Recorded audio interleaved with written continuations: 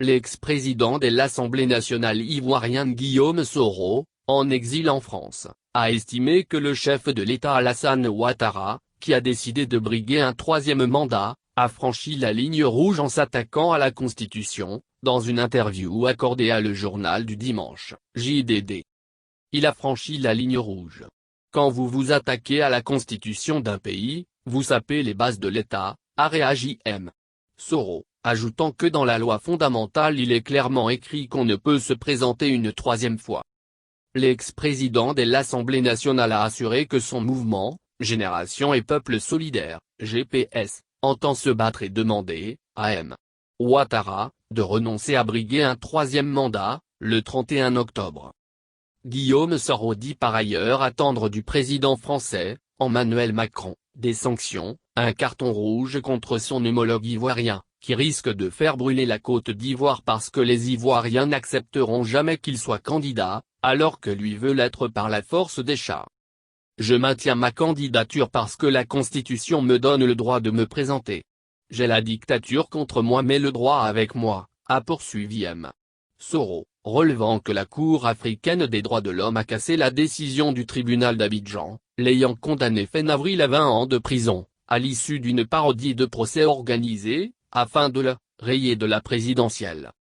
Alors qu'il avait décidé le 5 mars de passer la main à la jeune génération, Alassane Ouattara a annoncé jeudi à Abidjan, la veille de la fête de l'indépendance, sa candidature pour un troisième mandat dans l'intérêt supérieur de la nation, expliquant qu'il compte prendre le temps d'achever de préparer la relève suite au vide occasionné par le décès du Premier ministre Ibrahim Koulibaly, son dauphin. Ouattara va brûler le pays en mai le che dans sa jeunesse, Guillaume Soro, 48 ans, repart au combat.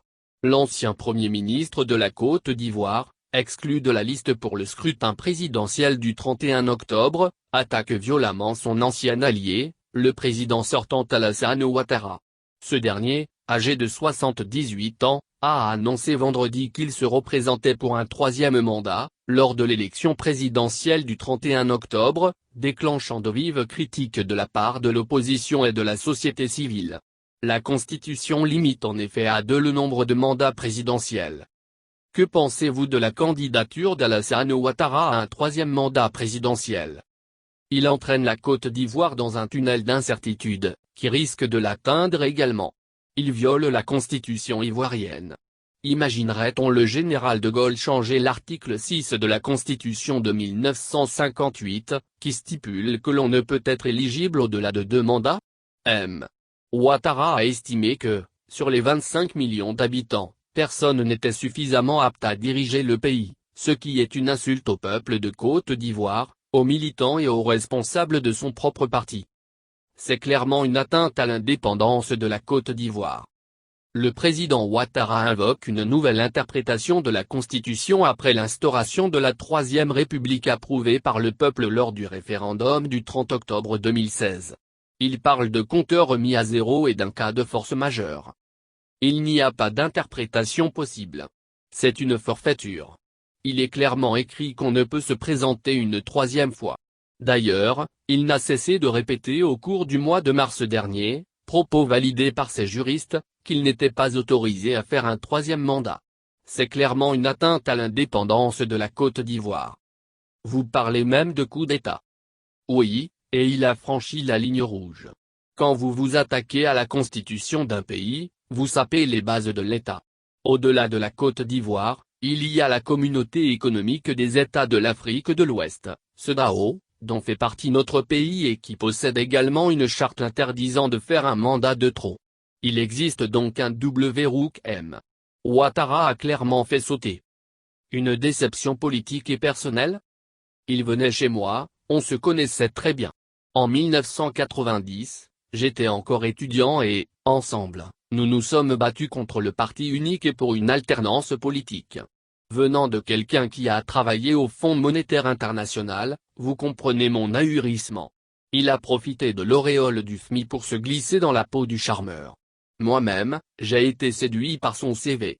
Je l'ai soutenu. Nous étions 5 camarades, 4 sont partis. Vous comprenez mon désarroi. J'ai honte. Son comportement caricature les Africains. Mais aussi les politiques. quel Ivoirien va nous croire? Vous vivez en exil, que pouvez-vous faire en réaction à cette décision? Dans le cadre de mon mouvement, nous allons nous réunir aujourd'hui pour annoncer que nous nous opposons sans concession au troisième mandat de Ouattara. C'est une question de survie, pour sauver la République et ses fondements, protéger notre Constitution et réaliser un idéal démocratique. Nous allons nous battre et lui demander de renoncer. De Paris? Oui, nous avons des relais et j'ai appelé à l'unité d'action de toute l'opposition. Les manifestations ont commencé à Abidjan, et nous ne sommes pas en 1960. Nous sommes en 2020, il y a Internet et les réseaux sociaux. J'ai la dictature contre moi mais le droit avec moi. Vous êtes candidat à l'élection présidentielle, mais vous avez été exclu de la liste électorale et vous ne pouvez pas rentrer en Côte d'Ivoire. Je maintiens ma candidature parce que la Constitution me donne le droit de me présenter. J'ai la dictature contre moi mais le droit avec moi. Une parodie de procès a été organisée à mon encontre afin de me rayer de la présidentielle, mais la Cour africaine des droits de l'homme a cassé la décision du tribunal d'Abidjan. Je suis convaincu d'être en bonne position pour gagner cette élection. Maintenant qu'M. Macron s'est invité dans le débat politique ivoirien en félicitant M. Ouattara et en distribuant des bonnes notes, j'attends les sanctions, un carton rouge. Qu'attendez-vous de la France? Maintenant qu'M. Macron s'est invité dans le débat politique ivoirien en félicitant M. Ouattara et en distribuant des bonnes notes, j'attends les sanctions, un carton rouge. Il existe une grande communauté française en Côte d'Ivoire, or aujourd'hui nous sommes à quelques mois d'une élection qui sonne les prémices d'une crise préélectorale, il prend des risques. Le pays va brûler. Qui va le faire brûler? Ouattara, bien sûr. Parce que les Ivoiriens n'accepteront jamais qu'il soit candidat alors que lui veut l'être par la force des chats.